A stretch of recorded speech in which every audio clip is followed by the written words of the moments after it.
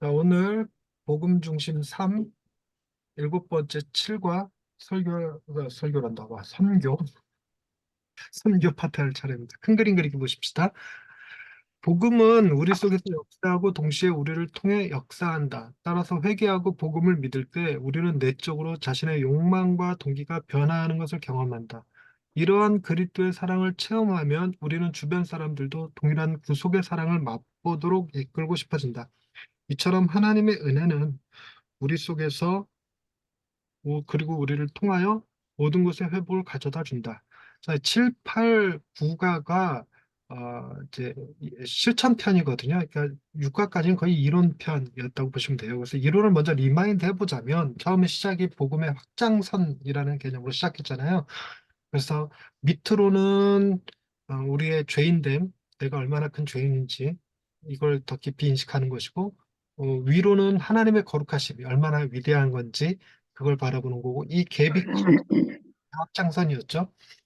그러면서 우리가 이 나의 죄성을 가리는 것으로 주로 뭘 썼냐면 위선, 그리고 하나님의 거룩하심을 낮추는 방식으로 나의 행위, 그래서 위선과 행위를 다뤘고, 또 그것이 내가 자녀인가 고아인가를 가르는 기준에 대해서, 그래서 율법을 따르는 사람들이 주로 고아 같은 삶이고, 이제 복음을 따르는 사람들이 자녀의 삶을 얘기하는 거였다는 고아와 자녀의 개념이 있었고, 그리고 율법과 복음의 차이 이거 다뤘었죠.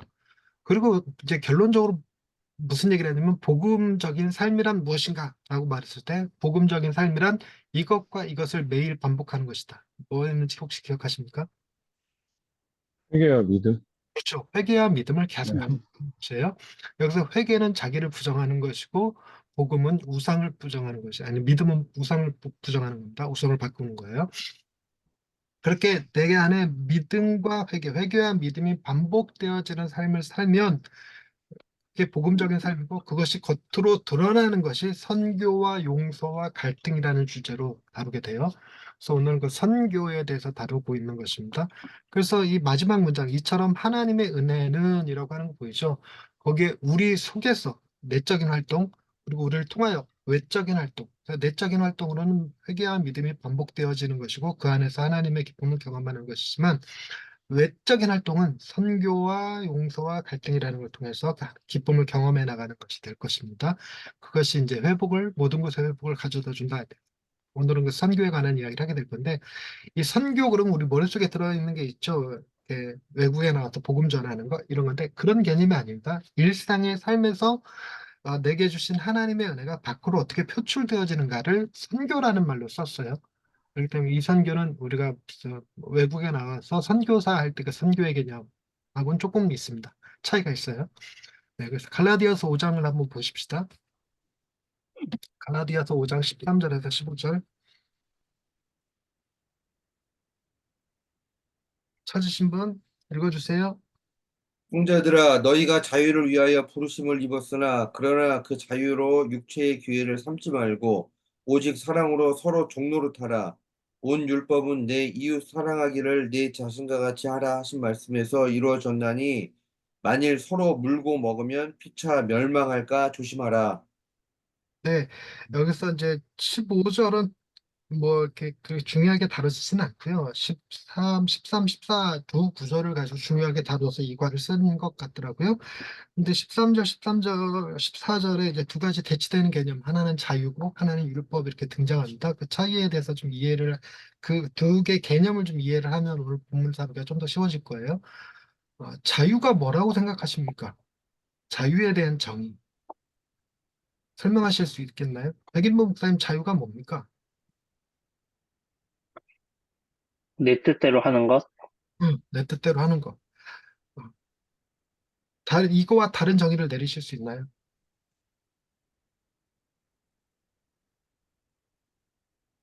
배에서 해봐? 그런 거 아닐까? 그래서 해방 것이. 그러니까 자유가 보통은 소극적 자유, 적극적 자유 이렇게 두 개를 구분해서 얘기를 합니다. 소극적 자유는 어, 내 행동에 제약을 받지 않는 거. 이걸 소극적 자유라고 그래요. 그리고 적극적 자유는 음, 하고 싶은 거를 원 없이 할 수 있는 거. 이걸 적극적 자유라고 합니다. 근데 이 적극적 자유를 얻기 위해서는 제한된 자유를 가져야 된다라는 얘기를 해요. 무슨 얘기냐면 내가 수영, 물에서 자유롭고 싶으면 훈련의 과정을 필요로 하는 거죠. 영어를 유창하게 자유롭게 할 수 있으려면 영어 공부하는 시간이 필요한 거죠. 그런 공부하고 훈련하는 시간들에 내 자유를 빼앗기는 겁니다. 그래서 일정한 자유를 제약을 당해야 우리는 적극적인 자유를 행할 수 있다 이렇게 얘기하는 거고 그 소극적 자유는 내가 먹고 싶은 거 마음대로 먹고 내가 자고 싶을 때 마음대로 자고 이런 자유를 생각하는 것이 소극적 자유죠. 자유는 항상 독립적으로 존재하지 않고 두 개가 상충된다, 부딪힌다 이렇게 얘기합니다. 예를 들어서 마음대로 뭐든지 먹고 싶어. 그럼 이 자유를 누리려면 뭐가 있어야 되냐면 내 자유를 구속해서 돈을 버는 과정이 필요해요. 그리고 원할 때 자고 싶어. 그러기 위해서는 안전이 보장되고 잠자리가 있어야 되고 하는 것들이 필요하죠. 그러니까 이런 것들이 충돌되죠. 틴켈러가 이 자유에 대해서 설명할 때 이런 얘기를 해요. 어, 할아버지가 병에 걸리셔서 이제 당뇨, 고혈압 이런 것들이 있어서 이제 음식 관리도 해야 되고 약도 먹어야 돼요. 근데 이 할아버지가 뭐라고 하냐면 나는 자유롭고 싶어. 내가 먹고 싶은 거 먹을 거야. 약 안 먹을 거야. 이렇게 음, 할 수 있는 자유를 얘기하는 거죠. 근데 그 할아버지에게 손녀딸이 태어났어. 그래서 그 손녀딸하고 오랫동안 같이 지내고 싶어. 그러면 이 두 개의 자유는 부딪힐 수밖에 없다는 거예요. 오래 같이 지내고 싶으면 음식 조절하고 약을 먹어야 돼. 그런데 이걸 안 하면 손녀딸하고 오래 같이 지낼 수는 없어. 이렇게 되는 거죠. 그래서 자유는 항상 이렇게 부딪히게 되어 있다 그럽니다. 그래서 자유를 얘기할 때, 그래서 무슨 뭐 자유를 얘기할 때 항상 무엇이 들어가냐면 제약을 바르게 선택한다라는 과정이 들어가요. 제약을 바르게 선택한다. 물고기가 자유롭기 위해서는 물속이라는 제약이 필요하죠. 네, 그런 것처럼 어, 그 인문학적인 용어로는 그렇게 써요. 자유는 반드시 투 자유는 반드시 링을 필요로 한다. 예, 이 표현이죠. 자유는 반드시 링을 필요로 한다. 그러니까 우리가 권투를 자유롭게 하기 위해서는 정해진 링 위에서 정해진 규칙을 따를 때 비로소 자유롭게 권투를 할 수 있는 거예요. 음, 우리가 한국인으로서 자유를 누리기 위해서는 한국이 처한 이 경제 국방의 이 위기 상황들에 어느 정도 제약이 필요해요. 그래서 국방의 의무, 납세의 의무, 교육의 의무들을 다 해야 돼요. 난 자유롭게 살고 싶으니까 그 의무들 다 필요 없어. 이러고 벗어버리는 순간 침략당하거나 가난해지거나 그러면 실제로 내가 누리고 싶은 자유를 못 누리게 돼요. 그래서 일정한 제약을 필요로 하는 것이 자유입니다. 마냥 하고 싶은 거 다 하고 싶으면 그 악한테 우리가 잡아먹히게 돼 있어요. 그래서 자유는 제약이 정해지지 않으면, 제약이 지켜지지 않으면 자유는 상실됩니다. 그래서 그런 제약을 선택하는데, 그럼 우리가 어떤 제약을 선택하는 것이 진짜 우리가 자유로울 수 있을까 하는 거예요. 그때 여러 가지 개념들이 있죠. 뭐 사상도 있을 것이고 국가라는 개념도 있을 것이고 있는데 복음적 관점에서 보면 하나님이라고 하는 그 하나님 신앙, 복음, 율법이라고 하는 이 기독교적 세계관, 이 제약이 우리를 진짜 자유롭게 할 수 있는 제약이다 이렇게 표현합니다. 뭐 그 안에 담긴 의미들을 찾아보면 보통 첫 번째로는 이렇게 1차원적으로 무슨 얘기를 하냐면 우리가 마음껏 예배하고 싶은데 예배할 수 있느냐 하는 거 거기에 어, 찬양하고 예배하고 이런 걸 자유로 표현하는 거예요. 근데 우리는 이걸 자유로 잘 못 느껴요. 그래서 뭐라 그러냐면 예수님이 우리를 구속하셨다 할 때 그게 자유롭게 하셨다는 뜻인데도 불구하고 맨날 예배드리러 가야 되고 주일을 범하면 안 되고 11조 내야 되고 그러니까 구속당했다 이렇게 이해하시는 분들이 많은데 그게 전혀 다른 개념이죠. 근데 이 복음이 주는 자유는 또 다른 개념이 있는데 이게 더 깊은 개념이 뭐냐면 내가 무엇을 하고 싶은 자유뿐만이 아니라 그것을 이루어내지 못했어도 괜찮고 실패했어도 괜찮은 자유. 그게 복음만 준대요. 그러니까 내가 뭘 잘못하면 그리스도께서 대신 그 죄를 담당하실 것이고 무엇을 하고자 할 때 잘 모르겠으면 하나님께서 이룰 수 있게 도우실 거고 아니면 하나님이 이루실 것이고 뭐 이런 개념이거든요. 그래서 복음은 내가 뭐 실패하거나 좌절했을 때 또는 또 범죄했을 때 그럴 때조차도 내가 그 모든 죄로부터 자유로울 수 있는 것 이게 복음이라는 개념입니다. 이 자유를 그런 개념으로 뭐 이해가 되어 있으셔야 돼요. 그런데 어,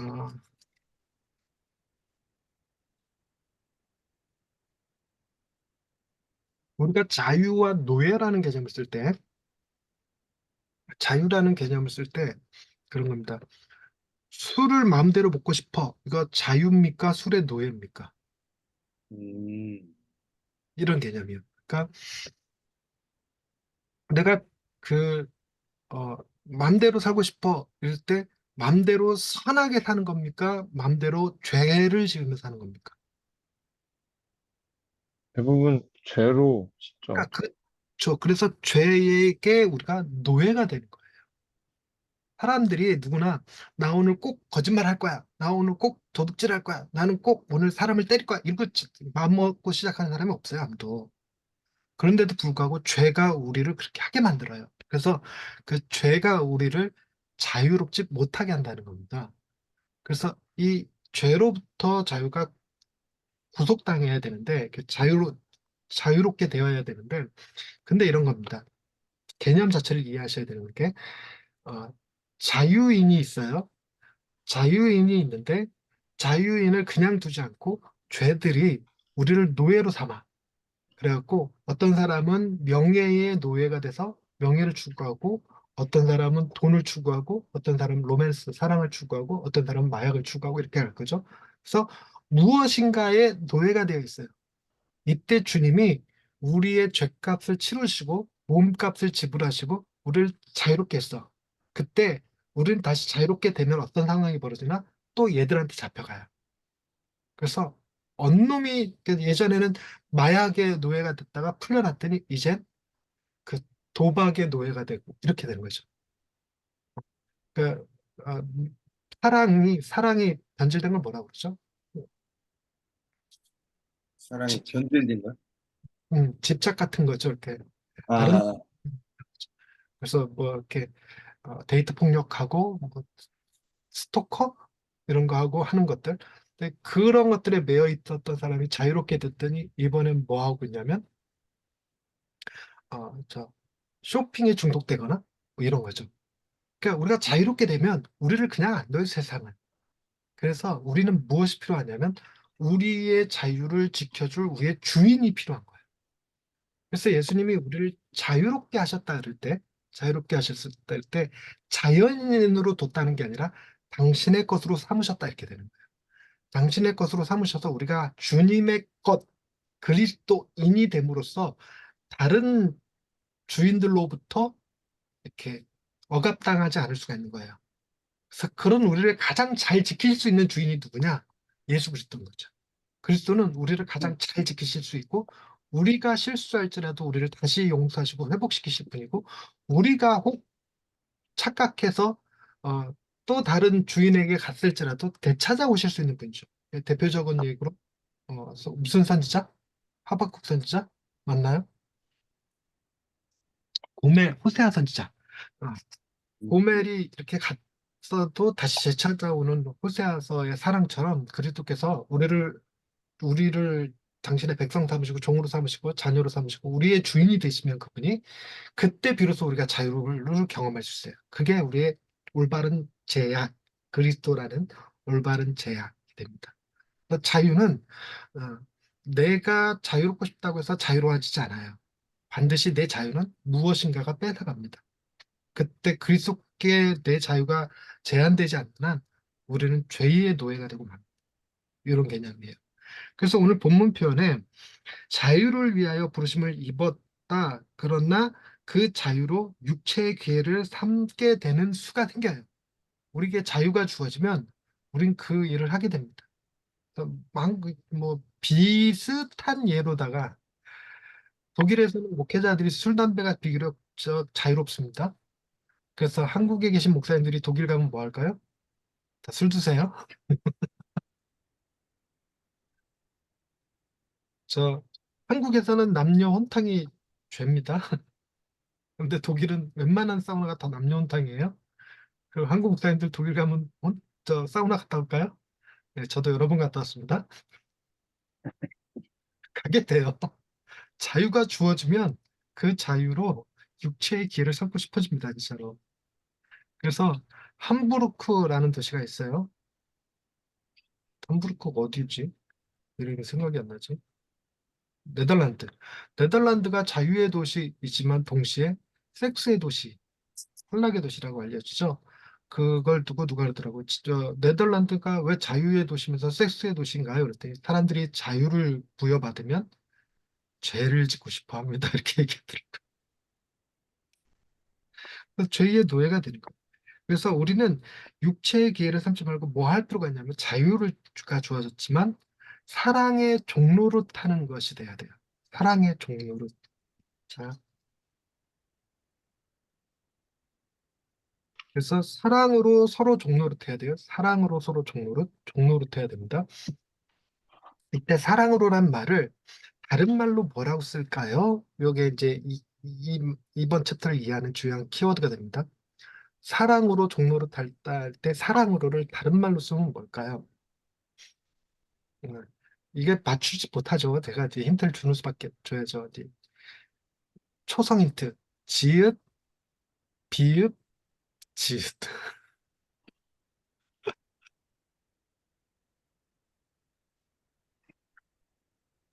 지읒, 비읍, 지읒.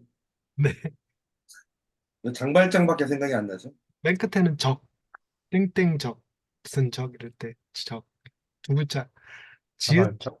자발적, 말죠. 자발적. 자발적으로 종로를 달아. 그러니까 내가 자발적으로 종로 타는 거예요. 자발적으로 종로를 탄다 할 때 그 말의 의미는 뭐냐면 하고 싶은 거예요. 하고 싶은 거. 그러니까 해야 되는 게 아니고 하고 싶은 거. 내가 다른 사람의 종로 타는 것이 나의 즐거움이고 기쁨이어야지 이거 안 하면 안 돼. 하나님한테 혼나. 이런 개념이면 이게 율법이 됩니다. 그래서 억지 순종하는 것은 이게 자유를 가진 자로서 할 일이 아닌 거예요. 근데 종로릇 하는 것이 자유인이 마땅한 일이냐? 그건 아닌데 자발적이면 돼요. 그래서 우리가 자발적으로 종로릇 하는 게 뭐냐면 우리 애들한테 종로릇 하잖아요. 돈 벌어다 주고 먹이고 입히고 탕전 떠받듯이 하죠. 근데 우리가 사랑으로 하니까 기쁨으로 하는 거지. 근데 남의 집 애를 그렇게 하라 그러면 쉽지 않은 거죠. 그래서 이런 개념, 자유라고 하는 개념과 그다음에 어, 율법이라는 개념의 차이가 자유는 자발적이고 율법은 수동적이에요. 억지로 하는 겁니다. 예. 그래서 그렇게 하면 안 된다. 뭐 그런 개념인데 이 자발적으로 종로로 타는 것 이것을 오늘 제목으로 두 글자로 뭐라고 할까요? 성경. 그렇죠. 그게 오늘의 개념입니다. 자발적으로 서로 종로 타는 것. 선교. 자, 그리고 한 가지 개념만 들어가기 전에 익히자면 아, 그 복음의 복음이 우리에게 주는 유익, 복음이 우리에게 주는 유익은 투유다 이렇게 들어보셨죠? 복음이 우리에게 주는 유익은 투유다. 이게 뭐라고? 자유와 여유. 그렇죠. 자유와 여유. 여러분 안에 이 자유와 여유가 있으십니까? 그래서 우리가 목회자니까 저 같은 경우는 자유와 여유를 가장 많이 뺏기는 건 우리 교회 교인 수 셀 때. 자유와 여유가 싹 사라져요. 마음이 조급해져요. 이러다 실패할 것 같아요. 이런 거. 근데 복음은 잘해야 돼가 아니라 실패해도 돼. 이게 복음이 주는 자유거든요. 그래서 그걸 가장 잘 표현한 게 일관성에서 팀켈러가 이 니글의 이파리라는 얘기를 해요. 니글이라는 화가가 큰 캔버스 갖다 놓고 이파리만 하나 딸랑 그리고 다른 사람들 돕다가 이 자기 작품 제대로 그리지도 못한 채 병 걸려갖고 열병 걸려서 죽어요. 죽고 천국 가다 보니까 자기가 그리려고 했던 그 그림이 천국의 그 배경이 딱 있더래요. 그 나무와 그 뒤로 펼쳐진 집들과 있어. 그때 이 니글이 그 장면을 보면서 This is 프로션다. 이거는 선물이야 이렇게 외쳤던 장면이 나와요. 그 니글의 이파리가 어, 이렇게 직장인들에게 어마어마한 위로와 힘이 됐어요. 그래서 틴켈러가 이 일과 영생이라는 책으로 여러 군데서 세미나를 할 때 직장인들이 많은 위로를 받았다고 이렇게 얘기하더라고요. 그래서 그 내가 다 해야 되는, 내가 다 이루어야만 되고 다 해야만 되는 게 아니라는 거. 이것이 우리에게 어느 정도 여유를 주죠. 우리는 성과주의에 매몰돼 있습니다. 그래서 내가 뭔가를 이루어야 되고 뭔가를 성취해야 되고 하는 것들이 있는데 이런 것들을 내려놔야지 비로소 우리가 여유가 생겨요. 근데 우리는 그걸 내려놓을 수 있느냐? 못 내려놔요. 그래서 저 역시 8월달 드럽게 한가한데 여유롭지 않았습니다. 마음 계속 쫓겨요. 이러다 잊혀지는 거 아닌지, 이러다 도태되는 거 아닌지. 그게 쫓기더라고요. 특히나 이정규 목사님 책 읽으면서 아씨 나 글렀다 이런 생각까지 들고. 자, 본격적으로 읽을 거리 들어가기 전에 10분만 쉬었다 하십시다. 9시에 다시 시작하십시다. 좋겠습니다. 선교 읽을 거리, 외부로 나아가게 하는 복음. 형제들아 너희가 자유를 위하여 부르심을 얻었으나 그러나 그 자유로 육체의 기회를 삼지 말고 오직 사랑으로 서로 종로릇하다 하라. 자유, 누구의 것이 되었다는 뜻이다. 자유, 누구의 것이 되었다는 뜻이다. 그리스도의 것이 되었다. 그리스도 사랑으로 서로 종로릇하라. 사랑으로 다른 말로 뭐라고 한다? 자발적으로 깊이 이해하시고 계시군요. 그다음 윤성용 목사님 읽어주시겠습니까? 네. 우리가 복음의 풍성함과 깊이를 진정으로 이해할 때, 즉 예수님이 누구시며 그분이 행하신 역사가 무엇인지를 기억할 때, 우리는 자연스럽게 기쁨과 환희와 자유를 누린다. 하지만 위의 말씀이 가르치는 것처럼 우리는 그 자유마저도 육체의 기회로 삼을 가능성이 있다. 우리의 죄성은 복음의 유익마저도 이기적인 목적을 위해 사용해야 한다. 자, 이러한 면은 복음의 유익 두 개 뭐? 여기 아니요. 복음의 유익, 투유, 자유, 여유. 자유, 여유. 우리의 자유와 여유가 주어지면 우리는 그걸로 이기적인 목적, 죄를 위해서 쓰고 싶죠. 그렇죠. 자, 우리가 돈이 없어서 죄를 못 짓지. 돈만 있으면 죄 짓겠다. 이런 여유만 있었어 봐. 얼마든지 죄 짓지. 누가 그러던데 우리가 하나님의 사랑을 저 몰라서 그러지 방법을 몰라서 선교를 못하냐 이런 말을 쓰던데 우리가 사랑이 없지 방법이 없냐? 뭐 이렇게 사랑이 없지 방법이 없냐? 자, 김영준 목사님 다음 이어서 읽어주세요. 이러면은 복음을 개인적인 것에 국한하려는 우리의 성향에서 가장 분명하게 드러난다. 변화, 쇄신, 성장 등의 단어를 들을 때 우리는 그 유익을 개인적이고 내적인 것으로만 인식한다. 나의 변화, 나의 성장, 복음에 의한 내 마음의 쇄신 등으로 말이다. 네, 우리는 그래서 복음을 많이 깨달았다 그러면 우리가 얼마나 내면적으로 성숙했느냐 이 얘기, 자기를 중심으로 얘기하죠. 그래서 복음을 얘기하지만 그나마 복음조차도 우리는 죄의 도구로 삼는 경향이 있어요. 그래서 누가 뭐래도 나만 깨끗하면 되는 많은 방식인 거죠. 음. 그래서 백인만 목사님, 복음은 분명 개인적이고 내면적이다. 하지만 그것이 전부는 아니다. 하나님의 은혜가 우리 속에 역사할 때 그 은혜는 또한 우리를 통하여 역사한다. 우리 생각과 마음의 내적 쇄신은 다른 사람을 사랑하고 섬길 외적 추진력을 창출한다. 다음은 이 개념을 이해하는 데 도움이 될 것이다. 네. 하나님의 은혜가 있죠. 하나님의 은혜가 내적으로 일어나는 것은 회개와 믿음, 외적으로 일어나는 것은 사랑과 섬김이라고 이제 표현할 수 있습니다. 음, 그래서 죄의 정의를 기억하시는데요. 죄란 무엇이다? 자기 중심. 자기 중심성이다. 그래서 죄를 극복한다. 회개하고 믿음을 거쳐서 자기를 부정하고 우상을 버리고 이렇게 되면 자기가 부정되어지면 누굴 위해서 살 수 있냐면 다른 사람을 위해서 살 수 있는 사람들이 되죠. 네, 그래서 복음이 내적인 활동, 나의 변화와 쇄신과 발전과 이런 것으로만 작용되어지면 결국 자기 중심성이 돼버려서 안 됩니다. 그래서 복음은 그렇지 않다는 거죠. 내적인 원동력을 바꿔서 외적인 표출로 드러나게 하는 거죠. 자, 그 다음 이번 목사님. 하나님의 은혜는 모든 변화의 원동력이다. 위 도표는 하나님의 은혜가 거울처럼 서로 반사하는 내적이자 외적인 움직이라는 사실을 상기시켜준다. 하나님의 은혜는 내적으로 내 죄를 보게 해서 회개와 믿음으로 반응하게 한다. 이를 통해 우리는 변화와 기쁨을 체험한다. 한편 하나님의 은혜는 외적으로 사랑과 봉사의 기회를 보게 하고 회개와 믿음으로 반응하게 한다. 이를 통해 하나님께서 나를 사용해 역사하시는 것을 보며 기쁨을 체험하게 한다. 네, 내적과 외적에서 모두 다 사용되고 있는 단어가 뭐죠? 하나님인데. 음, 회개와 믿음. 음. 찾으셨나요? 내적으로도 네. 또 회개와 믿음이지만 외적으로도 회개와 믿음으로 반응한다 그러죠.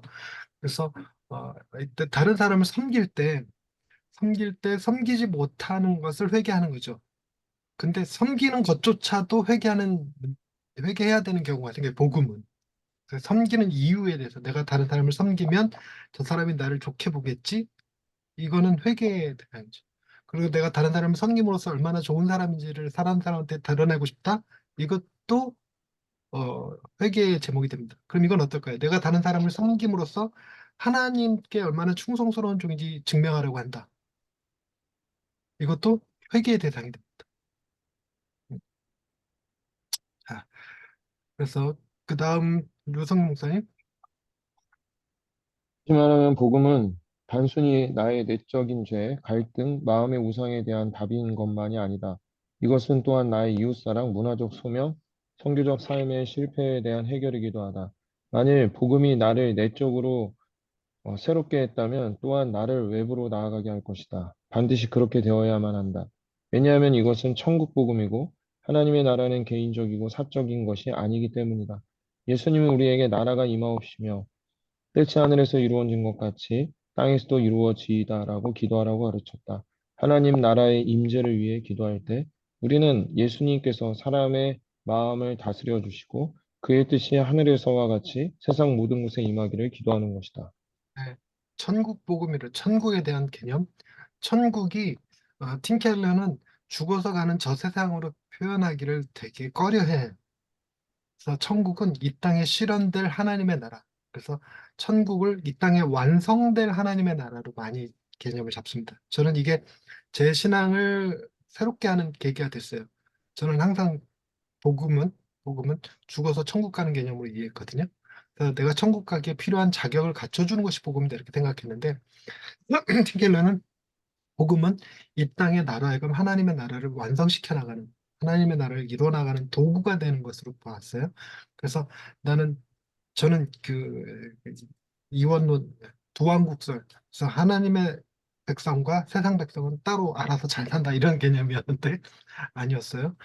제가 한 세상 문화에 참여해서 그 문화를 바꿔나갈 소명이 우리에게 주어져 있다는 것을 가르쳐 준 게 천국 개념이었거든요. 그래서 우리가 주기도문 자체가 하나님의 나라가 하늘에서와 같이 땅에서도 이루어져야 된다고 이렇게 가르치신 기도이기도 하죠. 자, 그 다음 김영주 목사님. 이 복음의 외적인 움직임은 실제로 어떤 모습일까? 내 경우를 예로 들자면 나는 내 이웃을 사랑해야 한다는 사실을 안다. 예수님께서 명령하셨기 때문이다. 예수님은 내가 이웃을 사랑하는 것이 율법을 완성하는 것이라고 하셨다. 하지만 내 옆집에 사는 이웃은 나와 별로 비슷한 점이 없다. 나보다 나이도 많을 뿐 아니라 음악, 영화, 음식, 자동차, 생활 양식 등의 취향도 너무 다르다. 내가 근래에 알게 된 작곡가나 최근에 읽은 책에 관해 이야기하려고 하면 그는 자신이 베트남에서 해병대로 활약하던 옛날을 회상하고 싶어 한다. 네, 이제 이 작가 저자의 이제 경험담이 쭉 이어져서 나올 거예요. 한번 쭉 읽어 나가면 되는데 여러분 그거 있잖아요. 그 가장 큰 계명 유성룡 목사님 가장 큰 계명 제일 되는 계명 하나님을 사랑하고 하나님 사랑과 이웃사랑. 이웃사랑. 이웃 사랑이죠. 하나님 사랑과 이웃 사랑. 하나님을 사랑하면 이웃을 사랑하게 된다는 거예요. 근데 이제 하나님 사랑과 이웃 사랑을 해석할 때 보통 이런 얘기 하거든요. 어, 불가사의 7대 불가사의 중에 피라미드가 있잖아요. 피라미드. 피라미드를 쌓은 것을 어, 불가사의라고 부르는 건 그만한 돌이 근처에 없었다는 것도 하나의 이유더라고요. 그래서 그만한 돌을 가져오기 위해서는 나일강을 따라서 상류로 한참 올라가야지 그 바위를 얻을 수가 있다고요. 그 돌을. 그래서 도대체 그 돌을 어떻게 가져왔을까? 뭐 이렇게 나일강에 통나무에 실어서 떠내려 보내면 그걸 주워서 이렇게 피라미드를 쌓았다 이런 얘기를 하거든요.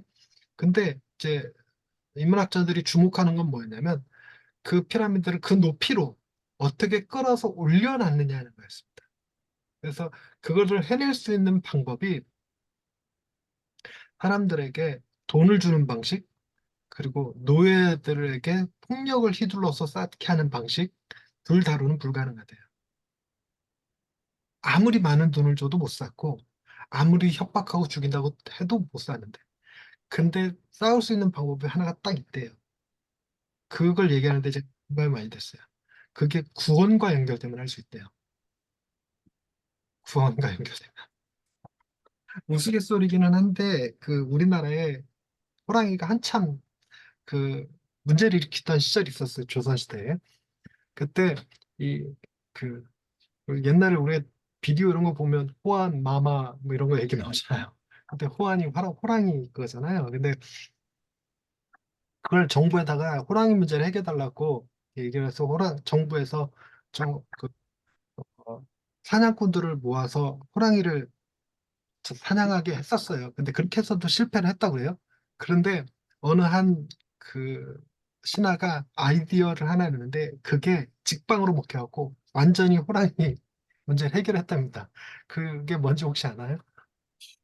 들어보셨나요? 호랑이를 잡아오는 사람에게 세금을 감면시켜준다 그랬대요. 음. 그랬더니 호랑이가 씨가 마르더래. 음.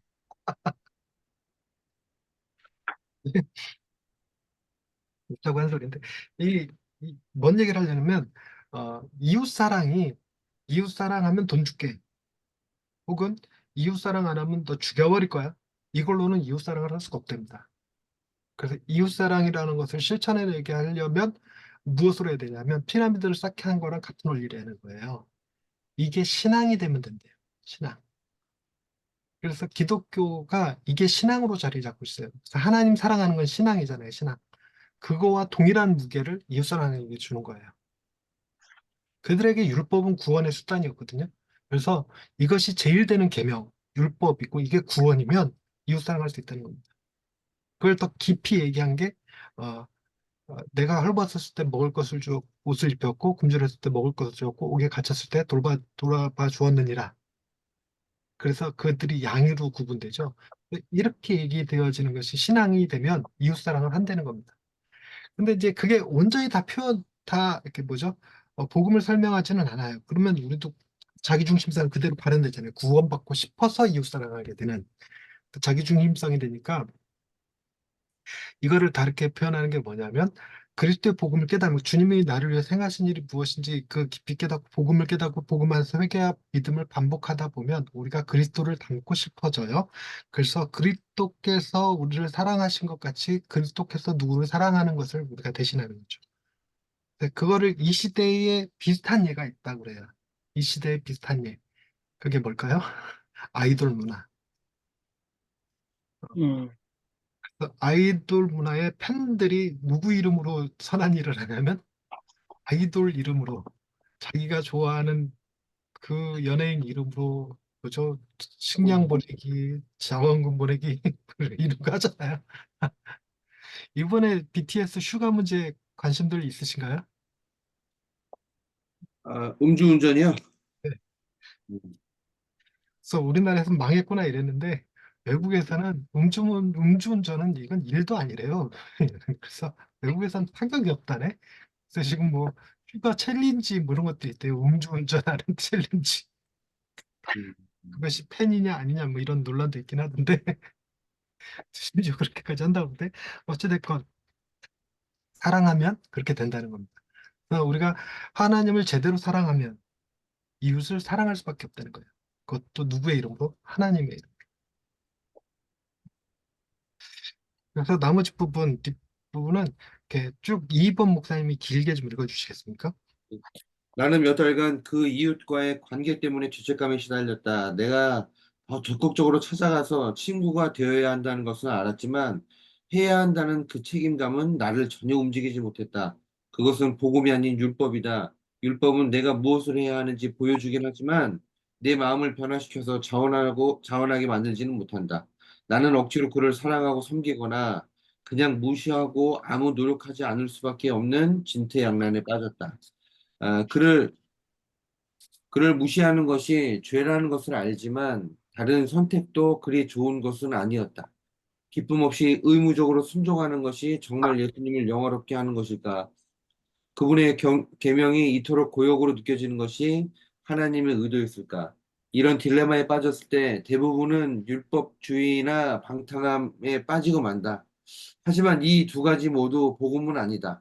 하나님의 은혜의 복음은 선교의 연료이다. 그 연료가 떨어질 때 이웃을 향한 사랑과 봉사도 중단되고 만다. 나는 이웃에 대한 나의 갈등의 해결책을 복음을 통해서 얻을 수 있었다. 하나님의 은혜로 은혜로 마음을 쇄신을 체험하면서 문제의 근원은 나의 이기심과 사랑의 부재라는 것을 보게 되었다. 이웃에 대한 나의 사랑은 조건적이었다. 만일 그가 더 젊었더라면, 더 지성적이었다면, 나와 공통점이 더 많았다면 나는 그를 더 잘 이해했을 텐데라는 것이었다. 나는 이 죄에 대해 회개하고 내가 아직 죄인이었을 때 하나님께서 나를 사랑하셨다는 복음의 약속으로 회복되기 시작했다.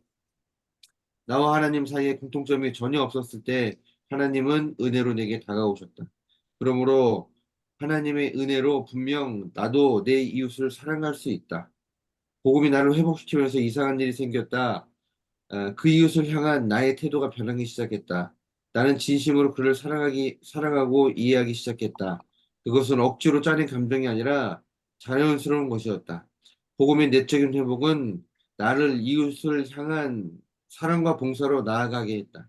순교는 부담이 아니라 기쁨이 되었다. 외부로 나아가게 하는 하나님의 은혜를 이해하는 것은 선교를 이해하는 결정적인 요소이다. 선교는 의무가 아니라 우리 속에 역사하는 복음이 자연스레 넘쳐흐르는 결과다. 만일 우리가 사랑으로 복음을 전하고 싶은 동기가 없다면 그 해결책은 그냥 하면 된다가 아니다. 진정한 해결책은 자신의 마음을 돌아보고 죄를 회개하며 어느 부분에서 나의 불신이 외부로 향해야 하는 복음을 차단하고 있는지 살피는 것이다. 복음이 우리 속사람을 회복해 갈 때 하나님께서 우리의 삶의 행로에 보여주시는 많은 기회를 통해 믿음으로 관계를 맺게 되며 믿음을 밖으로 표출하고 싶은 열망 또한 회복하게 될 것이다. 간단히 말하면 하나님의 은혜는 항상 어딘가로 향하고 있다. 앞으로 나아가고 하나님의 나라를 확정하며 그 백성을 사랑하고 섬길 수도 있도록 이끈다. 선교는 우리가 복음의 빛 안에 살아가는 방법을 배우는 가운데 자연적으로 넘쳐난다. 하나님의 은혜는 우리 안에 내적인 회복을 가져와서 우리를 통해 외적인 회복을 이룬다. 네, 많이 공감되죠. 그래서 네. 우리가 이웃을 사랑해야 되는데 이웃을 사랑하는 것이 사랑해야 된다로가 아니다. 복음으로 우리 마음이 변화되어지면 사랑할 수밖에 없다. 이런 개념이 되는 겁니다. 우리의 사랑하는 연료가 하나님의 은혜여야 한다라는 개념입니다. 하나님의 은혜가 아니면 우리는 뭘로 작동할까요? 어, 하나님 앞에 받을 상으로 작동합니다. 그래서 내가 이웃을 사랑하면 하늘나라에서 받을 상이 있을 거라고 생각하는 거죠. 누군가에게 복음을 전하거나 전도를 하거나 이러면 하늘의 별과 같이 빛나리라 이렇게 기대하는 바가 있습니다. 근데 그런 것들은 하나님이 기뻐하시는 방식이 아닌 거죠. 그래서 하나님이 당신의 일을 행하실 때 일하시는 방식, 하나님이 당신의 일을 행하실 때 일하시는 방식, 소위 이렇게 섭리라는 말을 많이 쓰는데 이 땅을 다스리시고 지키시고 보존하시는 하나님의 가장 주요한 통로가 뭘까요? 그게 사람들, 사람, 하나님의 사람들을 통해서 하나님의 세상을 가꾸고 계시죠. 그래서 우리가 하나님을 사랑하게 되면 우리는 어떤 은혜를 받느냐면 하나님의 도구가 되는 은혜를 받죠. 그래서 축복의 통로 같은 개념이 되죠, 우리가. 또 우리가 복음을 받아들이고 기독교인이 되고 목사가 된 데에도 하나님이 우리에게 누굴 통해서 은혜를 베푸셨냐면 끊임없이 사람들을 통해서 은혜를 베푸셨어요.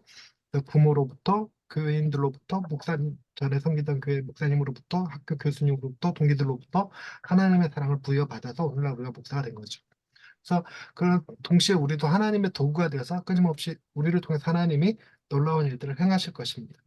근데 예전에 그 오병이어 기적을 머릿속에 상상할 때 그런 거 있었거든요. 오병이어 기적은 어, 질량 보존의 법칙을 깬 거잖아요.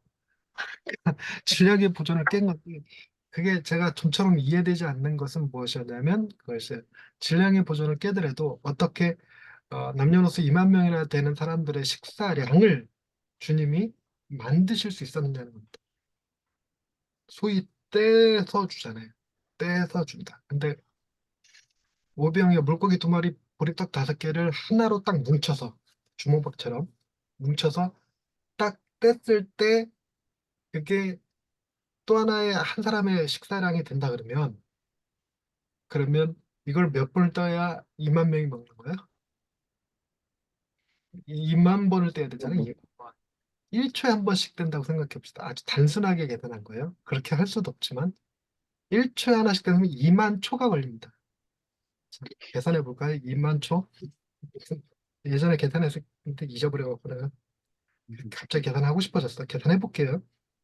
2만 나누 6시간 반. 6시간 반? 어, 6시간, 6시간 반 동안 이걸 계속 떼고 있으면, 사람들 눈에 이게 얼마나 신기해 보일까요? 그렇게 했을 리가 없잖아요, 근데. 그렇게 했을 리가 없어서, 이거를, 신학자들, 주석에서는 뭐라고 표현해 놨냐면, 여러 설들이 있지만, 가장 많이 지지를 받는 설이 성한설이에요. 예수님이 한번 떼신 오병이어는 누가 떼도 2배가 된다라는 개념입니다. 그래서 그걸 제자들한테 주고 제자들이 떼서 주고 또 받은 사람이 떼서 옆 사람 가지고 이렇게 해서 기하급수로 늘어나서 2만 명이 먹을 수 있었던 이런 개념입니다. 처음에는 이 성은설이 굉장히 머릿속에 잘 이해돼 있고 그게 논리적이라는 생각했지만 그러면 먹을 수가 없을 것 같아요. 여러분 생각에 받아서 딱 땄는데 2배가 되면 먹으니까 계속 떼겠습니까? 나 같으면 계속 뗄 것 같아. 이게 신기해갖고. 떼면 2배야. 떼면 2배. 그럼 계속 떼지 않겠나? 그리고 이걸 어떻게 먹어? 떼서 먹으려는데 있단 말이죠. 그 입에서 씹으면 씹을수록 넘어가는 게 아니라 입 밖으로 나와 막. 음. 그럼 어떻게 먹고 뭐 그런 건데. 근데 어, 그런 주장 제가 생각한 방식이긴 하지만 광주리에 담아주잖아요. 근데 광주리가 줄지 않는 거야. 그 줄지 않는 게 기름병처럼 내가 이렇게 사람들한테 나눠주는데 순간 생각이 들기를 내가 주님한테 받은 것보다 더 많이 나눠줬다는 생각이 드는 거죠. 그러고 나서 바구니를 봤는데 여전히 그대로 있는 거죠. 근데 저기서도 또 달라고 그러니까 계속 주다가 이제 주려고 그러니까 다 받았대. 그래갖고 그대로 가지고 예수님한테 갔더니 남은 광주리가 12광주리가 됐더라. 뭐 이렇게 되는. 그래서 무슨 생각이 들었냐. 주님이 나를 통해서 일하시면 내가 가지고 있는 재능보다 더 많은 일들을 행하실 수 있겠구나 하는 거였어요. 그러니까 내가 일을 하면 나의 재능만큼만 일하겠죠. 내가 일하면 나의 재능만큼만 일하지만 하나님이 나를 통해서 일하시면 나의 재능을 활용해서 내 재능보다 더 많은 일들을 감당하실 수 있지 않을까 하는 생각을 했던 겁니다. 어, 그게 하나님이 우리를 통해서 당신의 일을 행하시는 방식이죠. 나의 재능으로 일했으면 누가 일한 거냐면 내가 일한 거지만 나의 재능보다 더 많은 일을 했으면 그건 내가 일한 게 아니라 나를 통해서 그분이 행하신 일이죠. 그래서 나는 사라지고 그분만이 높임을 받게 되겠죠. 뭐 이런 개념입니다. 근데 그거를 이제 오늘 본문에서는 하나님의 은혜로 표현하죠. 은혜간의 개념을. 그래서 실제로 우리가 그것을 잠깐이나마 경험하는 순간이 언제냐면 어, 우리가 하나님의 은혜를 깊이 받았을 때 부흥회나 혹은 기도원에 갔을 때나 이래서 은혜 받고 내려오면 왼수가 사랑스럽죠. 잠깐이지만 또 금방 사라집니다. 그거 금방 사라지지만 어쨌든 잠깐이나마 왼수가 사랑스럽습니다. 그런데 우리가 잠깐 맛보는 것뿐이에요. 하나님의 나라가 임하게 되면 어떤 일이 벌어질지를 그때를 통해서 이제 맛보는 것 정도고 우리 삶에서 완전히 이루어지기는 불가능에 가까운 거죠. 저는 아예 불가능하다고 보는데 어찌됐거나 그래서 이 개념을 담은 선교적 용어가 있는 거 아십니까? 하나님이 하시는 선교, 미시오데이. 음,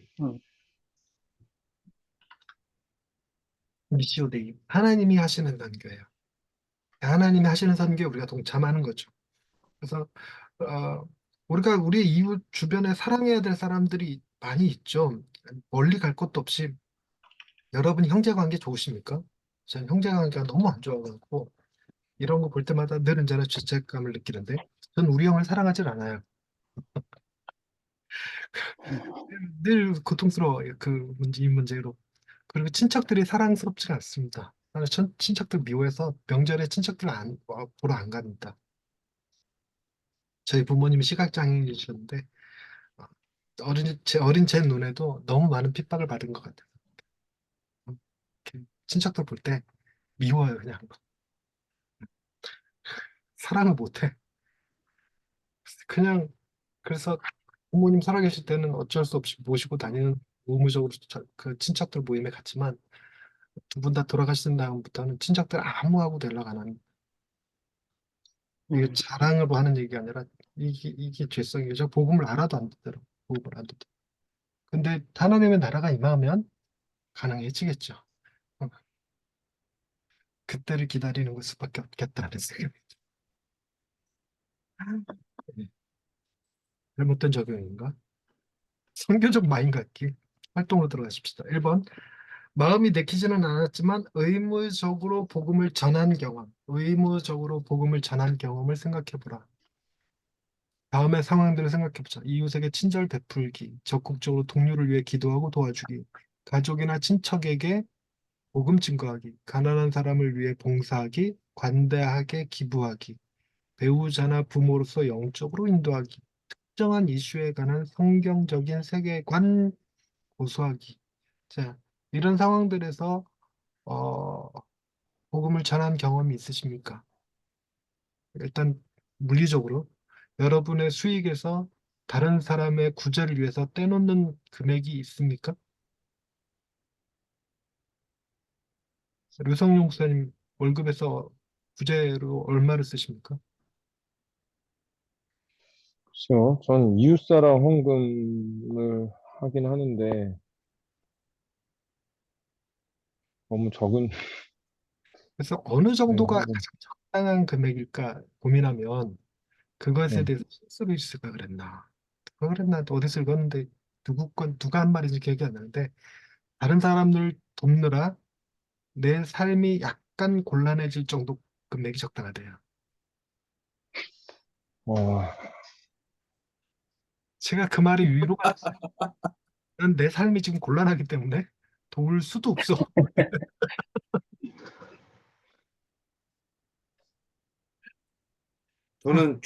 저도 그것 때문에 딜레마인데요.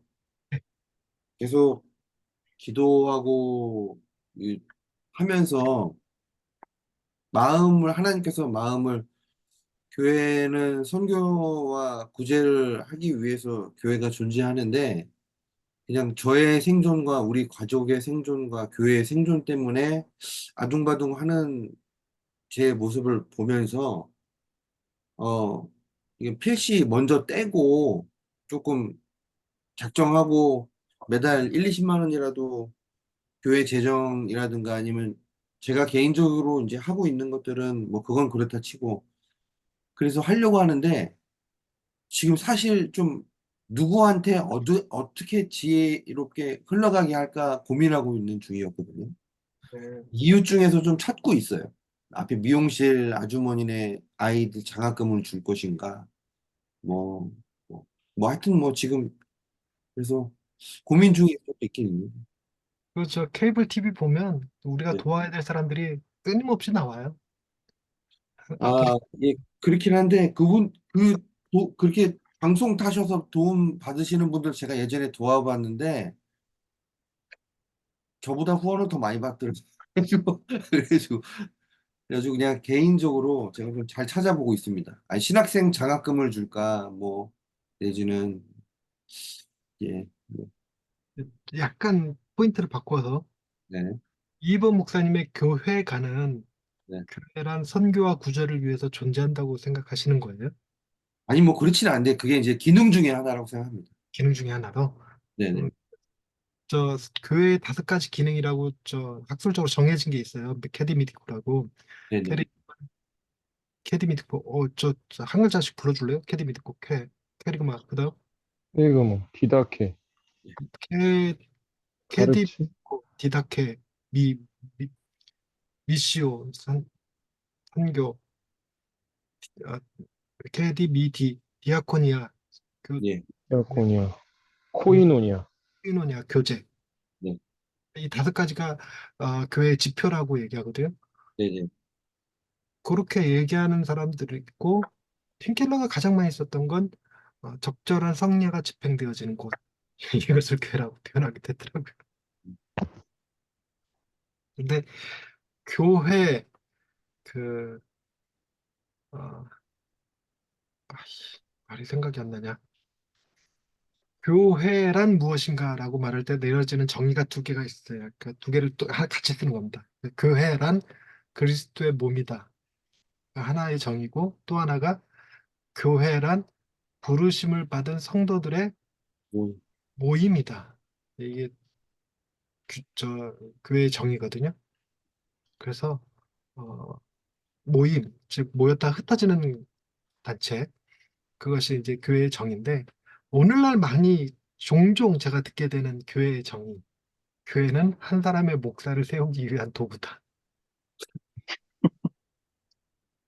하나님께서 교회를 통해서 한 교회를 사용해서 한 목사를 만드는 일에 쓰시기도 하신다. 뭐 이런 개념들을 많이 들었어요, 최근에. 그래서 이번 목사님 교회는 이번 목사님의 먹고 사는 문제를 해결해 주기 위해서 존재하는 곳일 수도 있어요. 그러니까 그런 것 때문에 제가 이제 항상 엄청 부대끼죠. 근데 그렇게 살지 않으려고. 저희 교회도 마찬가지지만 선교와 구제를 위해서 교회가 존재한다 그러면 우리 교회는 기능을 못하는 교회예요. 그렇죠, 그렇죠. 그리고 또 어떤 책에서는 그거는 최근에 읽은 책에 그게 나오던데 교회는 그리스도의 제자를 훈련하는 곳이다. 제일 싫어하는 개념인데 그렇게 주장하는 책을 최근에 읽었네요. 좀 짜증나더라고요. 그래서 그걸 못하면 교회가 아닌 것처럼 표현되지만 우리 교회는 그런 여러 기준들의 교회가 아닌 거예요. 음, 아, 하죠. 일단 교회 자체가 없으니까 우린 주일날 대관에서 쓰거든요.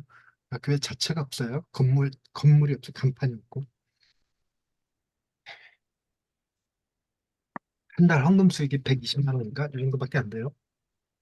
100만 원 조금 넘는 것 같은데 아무것도 못해요. 교회 그 유지하는데도 부족해서 우리 재정을 또 추가해야 되니까. 아, 그래서 교회 간 얘기 하느라 여기까지 왔네요. 다시 원래대로 돌아와서 우리는 기본적으로 내 재정에서 특정한 금액을 따로 떼놓는 것도 잘 못해요. 일단 저도 어, 이렇게 일정 금액을 떼놓지 못합니다. 그래서 일단 기본적으로 선교사님한테 선교비 보내는 건 있는데 그것도 모르는 선교사님이 아니고 그냥 친구. 네. 그것도 금액이 워낙 작아서 선교비라고 우리 말 안 해. 애들 과자 사줘. 이러고 그러니까 어디 가서 선교비 낸다고 말하기도 부끄러운 금액이고 그 선교사님의 아들이 지금 한국에 들어와서 대학 생활하고 있는데 생각날 때마다 가끔씩 걔한테 용돈 보내는 거.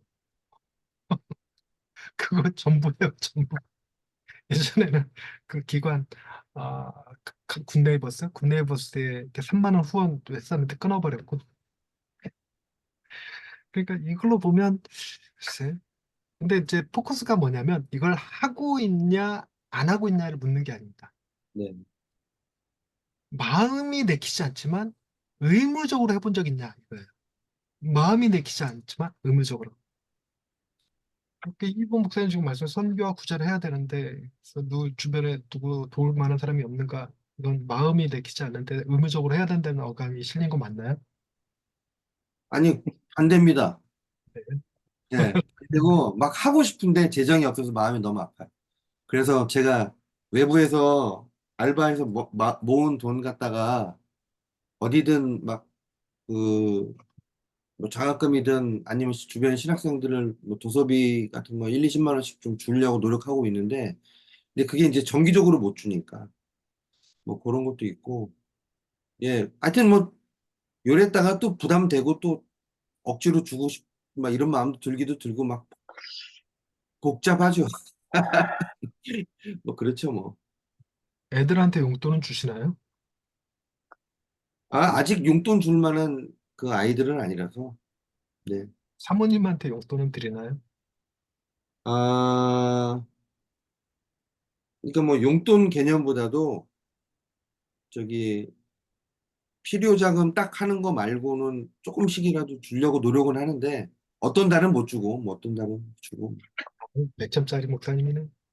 아니 아닙니다. 뭐 아니 그래서 요번 달에는 자녀 장려금이 나왔어요.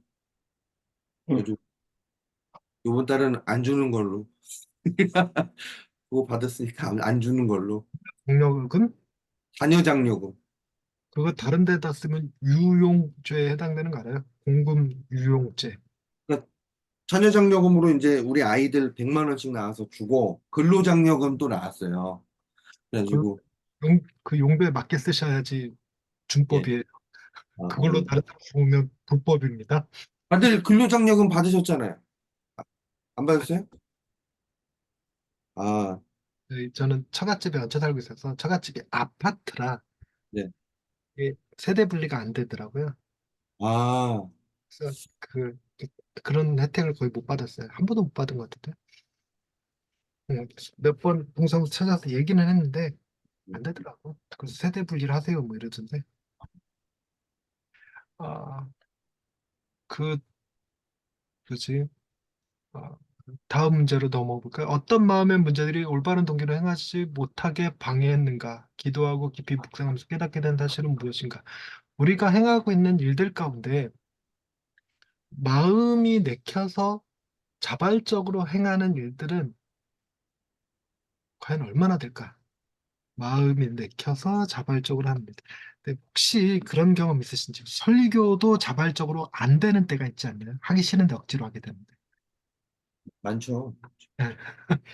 그 설교가 우리의 본연의 업무인데도 불구하고 그 설교가 하기 싫어. 네, 저는 아내랑 이렇게 싸워서 어, 네, 수요일 날 같은 경우 퇴근하고 오잖아요. 직장 생활하니까.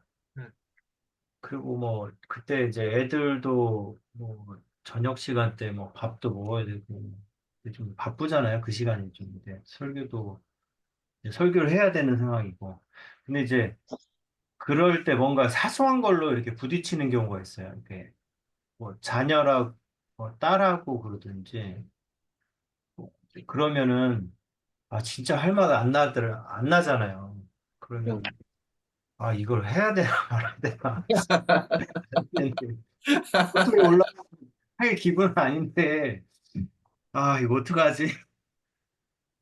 그렇게 근데 이제 많지는 않은데 한두 명 오는데 그분들한테 그런 어떤 뭐 이렇게 안 좋은 모습이나 표정은 그러니까 마음은 아닌데 겉으로는 그렇게 표정을 나타낼 수는 없잖아요. 그래서 사실은 막 찬양도 별로 은혜를 힘차게 하고 싶지가 않은데 약간 연기하듯이 하는 거죠. 이 앞에 사람이 있으니까. 그래서 아 이게 뭐 하는 거지? 아이 최고 마음 힘들 때 관리가 진짜 중요하다 최고 이런 생각. 그거요. 아내랑 싸웠는데 예배 시간에 아내만 앉아 있는 경우 저 여러 번 경험했습니다. 근데 메시지가 사랑하라 더 죄가 아니에요. 용서하라, 사랑하라 이런. 설교하는데 아내가 눈 감고 있어. 설교하다 말았지. 그랬더니 아내가 듣고 있다. 그래갖고 아이씨 음악 감상하냐? 눈 감고 듣게? 그래서 그날 설교 안 했어. 그럼 주기도문 와. 이게 이런 이제 선교적 마음을 갖는다는 거예요. 선교를 하라는 게 아니고 그런 마음을 갖는 거. 우리가 어렵다는 얘기를 지금 하고 있는 거고, 근데 이걸 가능케 하는 건 뭘까요? 이렇게 해야 네가 하늘에서 복을 받아. 이걸로는 안 돼요. 내가 안 하면 하나님이 슬퍼하셔. 이걸로도 안 됩니다. 우리가 선교적 마음을 갖는 것은 복음밖에 없어요. 주께서 나를 위해 행하신 일들. 제가 최근에 다른 모임에서 어느 목사님이 교회를 한 달을 8월 달 한 달을 방학을 하셨대요. 방학을 하고 이제 개학을 하셨는데 두 사람이 이제 교회를 떠났대요. 그 성도 마음 편하게 떠나게 하려고 방학을 일부러 하셨다 그래요. 그래서 방학하면서 다른 교회 가보시고 그 교회가 마음에 들면 그냥 그 교회 쭉 다니시면 된다 이렇게 얘기하고 어, 이제 한 달 후에 계약했을 때는 제자 훈련 받기로 동의하시는 분들만 오세요. 뭐 이렇게 했다 그래요. 그것도 굉장히 저에게 충격적이었는데 그래서 이번에 만나서 얘기하니까 두 분 떠나가셨는데 그 두 분 중에 한 분이 어떤 분이냐면서 그분에 대한 이야기를 쭉 하는데 3년 동안 그분 때문에 힘들었던 얘기를 많이 하는 거예요. 그분이 뭐를 못했고 뭐하면 뭐 어떻게 했고 뭐 이런 걸 계속 얘기하시길래 그게 왜 힘드셨어요? 무엇 때문에 힘드셨어요? 뭐 이런 얘기를 제가 했어요. 근데 그분 되게 기분 나빠하시는 거예요. 음, 그러니까 뭐냐면 제가 뭐 하고 있더래요. 뭐 그분이 힘들었었다고 말하는 것에 공감해주고 있는 게 아니고 제가 그분을 코칭하려고 들더라고요. 그러니까 제 워딩이. 그러니까 그분 때문이 아니라 그분의 특정 행동에 무엇인가 목사님 마음에 상처가 되는 게 있지 않았냐. 그러니까 존경받고 싶었으나 뭐 통제하고 싶었으나 뭐 안 되는 게 있잖냐. 그것 때문에 화가 난 거 아니냐. 근데 이 얘기했다가 그분 마음 상해하고 내가 회개했어. 아, 근데 왜 모든 대화를 코칭하려고 들지 뭐 이런 생각이 들긴 하던데. 그런데 그분이 그 문제를 해결하기 위해서는 오늘 본문에서도 어, 그럼에도 불구하고 꾹 참고 그 성도를 사랑했어야 된다가 아니라는 거죠. 자기가 그리스도의 사랑으로 회복돼야 된다는 거죠. 그래서 저는 복음을 배우기 시작하면서 이 팀켈러의 복음 배우기 시작하면서 들었던 충격적인 제 이 목회관을 뒤집어 놨던 멘트가 그거였어요. 하나님이 주시는 넘치는 기쁨과 만족 가운데서 목회를 하고 있는가? 아니면 목회를 통해서 무엇을 얻어야지만, 무엇을 성취해야지만 비로소 만족할 수 있는 결핍된 상태로 목회할까? 이게 굉장히 충격이었어요. 저는 그 깊은 만족 가운데서 목회하는 게 아니라 교회가 좀 더 부흥하면, 성도들의 삶이 조금 변하면, 설교를 좀 더 많이 들어주면, 그럼 만족할 수 있을 것 같은, 특히나 헌금 좀 더 늘면 만족할 수 있을 것 같은 결핍된 상태였더라고요.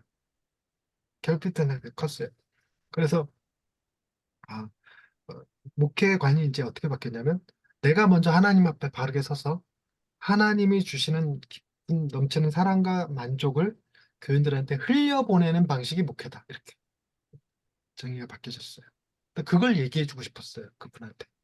그래서 목사님 힘으로 사랑을 내니까 뭐가 부딪히고 뭐가 부딪히고 안 되잖아요. 그러니까 뭐 마음이 상하고 오죽하면 그분 나가시라고 방학까지 했겠어. 그러니까 그런 성도가 앞으로 또 들어오게 되면 목사님 힘으로 사랑하는 게 아니라 그럴 때 복음으로 사랑하실 수 있게 되겠는데 이걸 권면하려고 하더라고 내가. 근데 우리는 우리의 힘으로 자꾸만 뭘 하려고 그래요. 그러니까 이번 목사님이 자꾸 이번 목사님이 아니라 이번 목사님 문제 있다는 얘기 아니에요. 오해하시면 안 됩니다. 오늘따라 이번 목사님이 탁계실 텐데 목사님이 누군가를 돕고 구제하는데 마음은 있는데 돈이 없는 거잖아요. 안 하시면 돼요 그냥. 하나님이 그 일을 맡기실 때, 그 일을 하고 싶으실 때, 네. 이렇게 예를 들어서 우리 5명 중에서 신학생들한테 용돈 주고 싶어. 그럼 그 돈을 누구한테 줄까요? 2번 목사님한테 줄 거예요. 네. 우리 나머지 4명은 그 신학생들한테 용돈 주라고 주신 돈인지도 몰라. 아예 못 느껴. 웬 보너스? 이렇게 하면서 애 핸드폰 바꿔주거나 컴퓨터 바꿔줄 거예요. 근데 하나님이 신학생, 특별히 어떤 신학생 예, 돕고 싶다. 그 기도에 응답해주고 싶다. 그러면 돈을 아마 2번 목사님한테 줄 겁니다. 그때 2번 목사님이 그 일 하시면 되죠. 그때 감사하면 되지 못하는 것 같고 죄책감 느낄 거?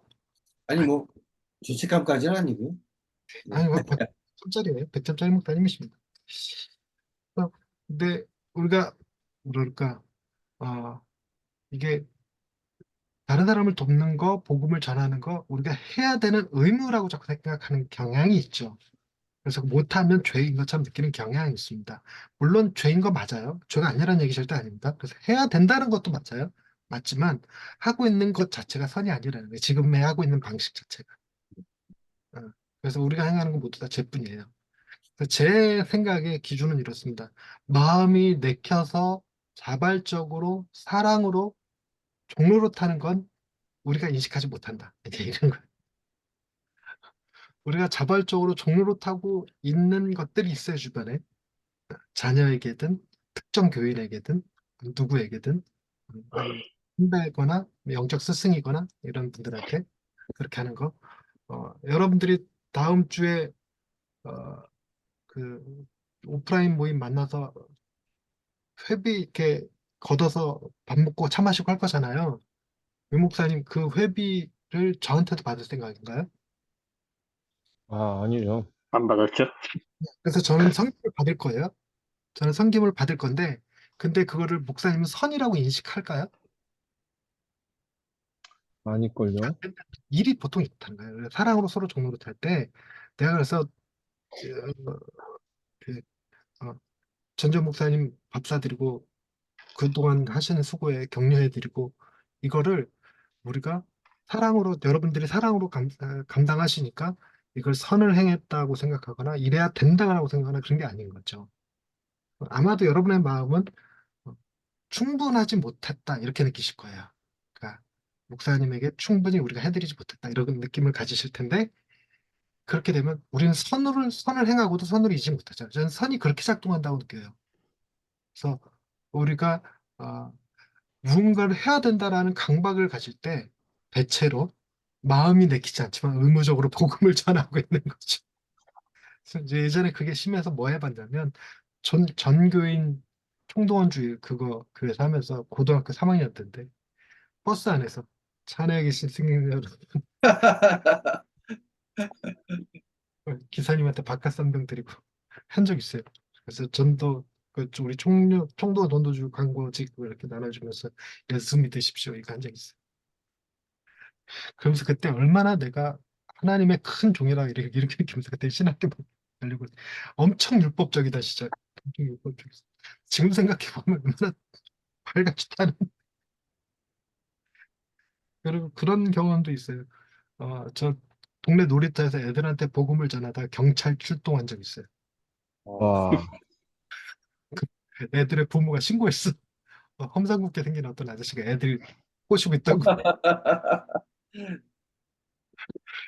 아, 요즘에 좀 조심스러워요. 좀 조심스러워. 저희 교회에서 앞에 초등학교 있어갖고 횡단보도 서 있는 애들한테 말 걸면서 여기 앞에 교회 목사님이야 뭐 이러면서 말 걸면 조금 애들이 인상이 안 좋아진다 싶으면 가 이렇게 보내고 예 조금 조심스러워요. 맞아요, 맞아요. 그래서 가장 제가 그래서 바꿨던 전략이 그거였어요.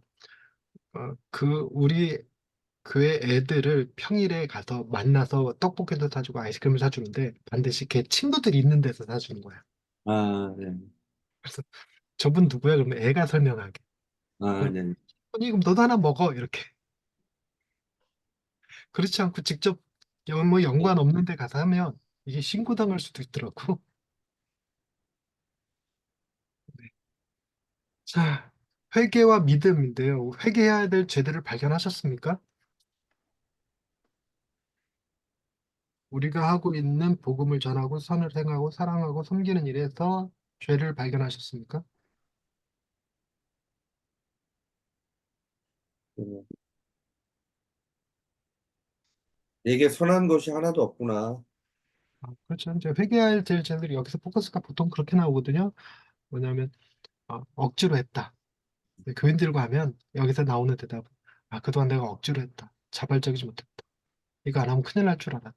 그리고 또 교회에서 하니까 어쩔 수 없이 했다. 뭐 이런 것들.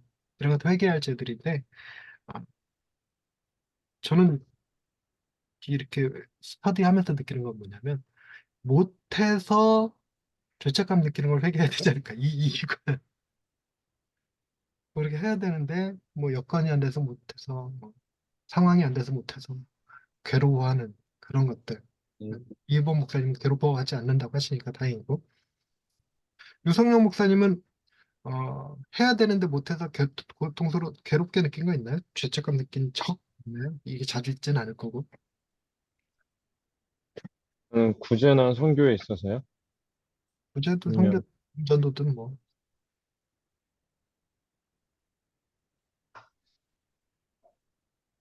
지금 이제 목요일 전도팀을 다시 또 시작을 해야 되거든요.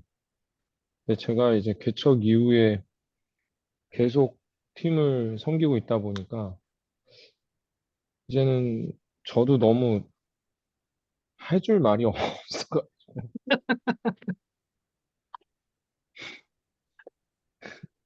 그래서 지금 되게 고민이고 같이 전도는 당연히 나갈 수 있겠는데 이제 똑같은 전도지로 지금 계속 하는 것도 그렇고 뭐 전도사님한테 이걸 이제 저도 전도는 반드시 나가긴 할 건데 그 모임 자체를 좀 맡기고 싶더라고요. 좀 피하고 싶다. 이런 마음이 좀 여전히 좀 부담으로 좀 오는 것 같아요. 피하려고 하면 피할 수도 있나요? 환경이? 아니요, 안 되죠. 피할 수, 제가 담임 목사님께 이번에는 그 전사님께 맡겨도, 전임 전사님한테 맡겨도 될 것 같다고 하니까 안 된다고. 혹시 아, 그 전도팀이 네. 작게나마 받는 보상이 있나요? 전도팀이요. 네. 그 보상 없는데 저희가 이제 그래도 전도를 하고 나면 딱 식사 시간이라 어, 뭐, 격주로 이제 전도팀도 회비를 걷어요. 자발적으로. 근데 이제 격주로 이제 교회에서 한 끼 식사를 대접을 하고 그 다음 주는 회비에서 식사를 하고 이렇습니다. 다른 건 뭐 유성용 목사님도 협의 내나요? 안 내죠, 저는. 목사님은 이제 목표를 전도에다 두지 말고 네. 그래서 점심 식사에다 두는 거예요. 밥 전도를 왜 먹는, 하냐? 밥 먹기 위해서 한다. 아, 좋네. 그래서 유익이 뭐죠? 저, 없어요. 맛있는 맛있는 거 먹는 것뿐이지. 그러니까 동력을 내 안에 동력을 그거 하기 싫잖아. 거. 하기 네. 싫은데 하기 싫다고만 생각하면 못 하는데 그거 음. 끝나고 맛있는 거 먹는다. 그래서 그 시간을 때우는 거야. 맛있는 거 먹기 위해서. 내가 오늘 맛있는 점심을 먹기 위해서 전도지 100장을 담당한다. 이렇게. 음, 그러니까 약간의 목적을 반대로 들. 아, 그리고 그런 거 있어요. 아, 이 하나님에 대한 우리의 믿음이 그게 있어요. 악을 우리가 행하지만 악을 선으로 바꾸실 하나님을 믿는 거야.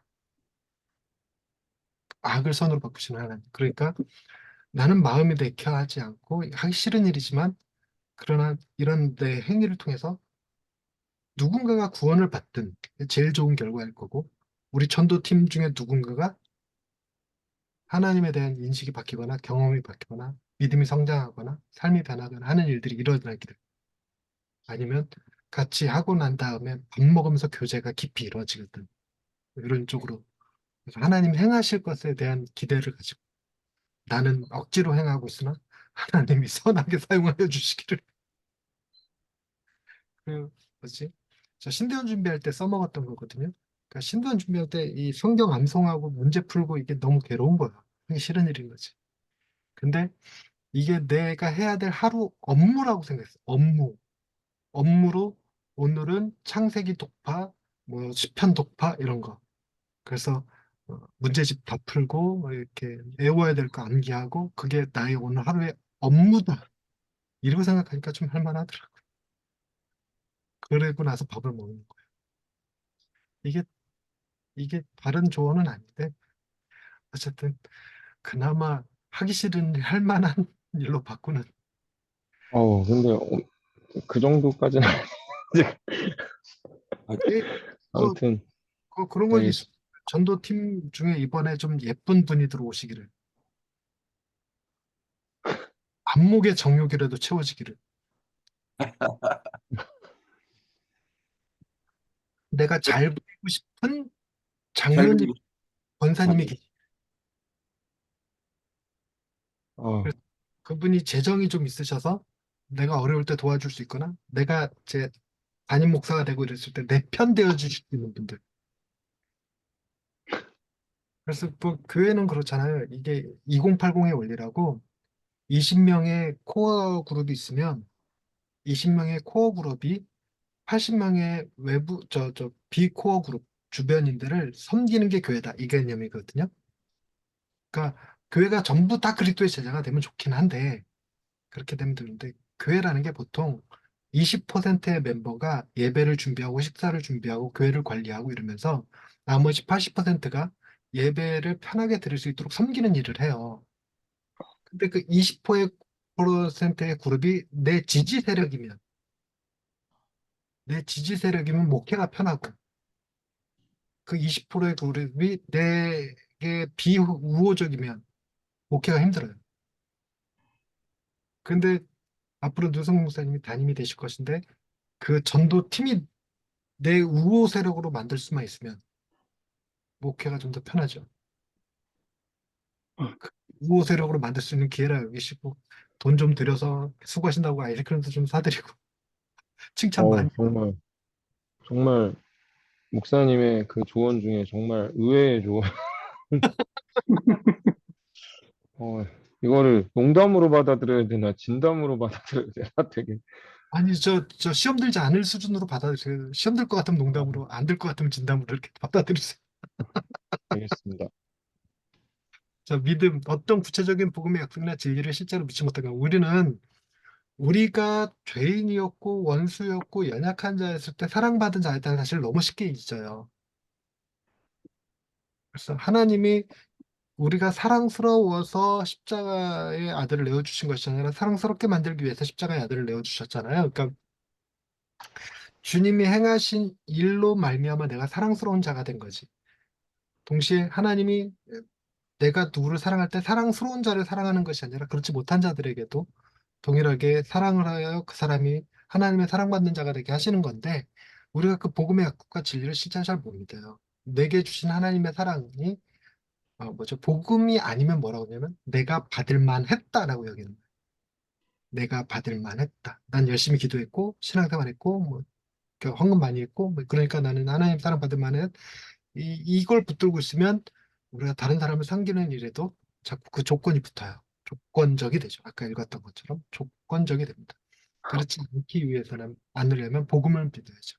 자격 없는 나에게 그 값없이 은혜를 베풀어 주신 그 사랑을 기억하는 거.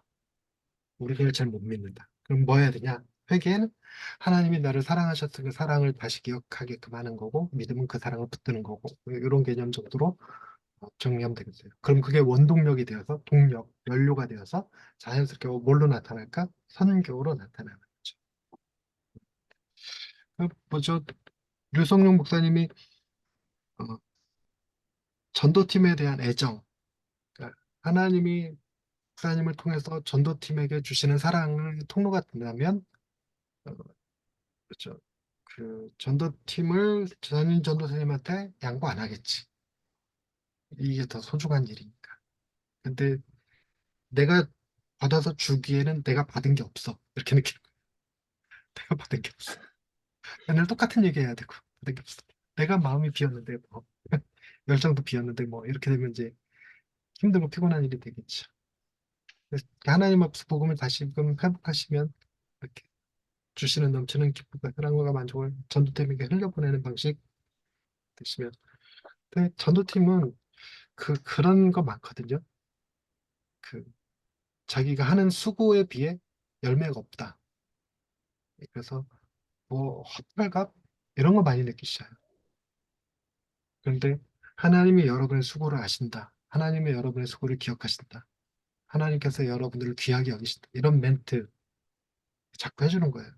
그걸 아, 뭐죠? 잘하고 있어서가 아니라 우리가 원수였을 때 사랑받았다는 그 복음의 진리 가운데 여러분 잘 못하고 있긴 하지만 그럼에도 불구하고 그런 말은 할 필요 없이 하나님 여러분 사랑하십니다. 여러분의 수고를 아십니다. 자꾸 격려해 주는 거죠.